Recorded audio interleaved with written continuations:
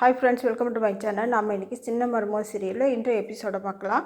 சேதுவோட பர்த்டேக்காக கருப்பு ஃபாரின் சரக்கு வாங்கிட்டு வந்து சேதுவுக்கும் கொடுத்து தானும் குடித்து 2 பேரும் தண்ணியை போட்டு ஒரே ஆட்டம்.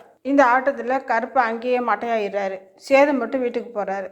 தமிழ் சேதுவுக்கு இலையில அவரோட உருவத்தை செஞ்சு அவருக்கு கிஃப்டாக கொடுக்கலான்னு எடுத்துகிட்டு போகிறாங்க. வழியிலே சாவித்திரி பார்த்துட்டு இந்த நேரத்தில் இங்கே என்ன பண்ணுறேன்னு கேட்குறாங்க. நான் மாமாவுக்கு பர்த்டே கிஃப்ட் கொடுக்க வந்தேன்ட்டு தமிழ் சொல்ல, நீ வாழ்கிற வாழ்க்கைக்கு கிஃப்ட் ஒன்று தான் கேடுன்னு சொல்லி தமிழ் அங்கேருந்து தட்டி விட்டுறாங்க.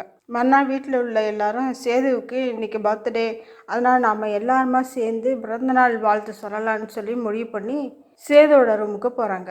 அங்கே சேதுவும் தாமரையும் ஒன்றா படுத்துருக்கிறத பார்த்து வீட்டில் எல்லாருக்குமே ஷாக்காயிறாங்க. எல்லாரும் ஆளுக்கு ஒன்று சொல்கிறாங்க.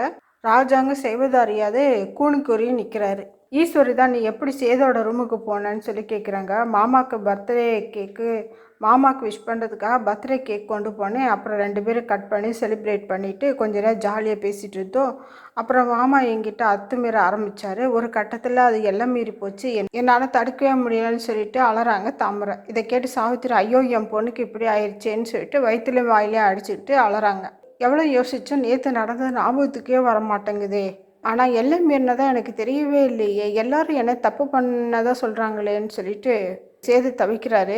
உன்னால தான் என் பொண்ணு இப்படி வாழ்க்கையை சீரழிச்சிட்டு வந்து நிற்கிறாளே, அதுக்கு ஒரு பதிலை சொல்லுன்னு சாவித்திரி கேட்குறாங்க. எனக்கு என்ன தோணுதுன்னா, சாவித்திரி தாமரையும் போட்ட நாடகம் தான் இது. சரியான சந்தர்ப்பத்துக்காக அவங்க காத்திருந்தாங்க. சேது குடிச்சிட்டு வந்து படுத்ததும் தன் மகளையும் சாவித்திரி பக்கத்தில் படுக்க வச்சுட்டு தப்பு நடந்ததாக ட்ராமா போடுறாங்க. அப்போ தானே சேதுவுக்கு தாமரையை கட்டி வைக்க முடியும்.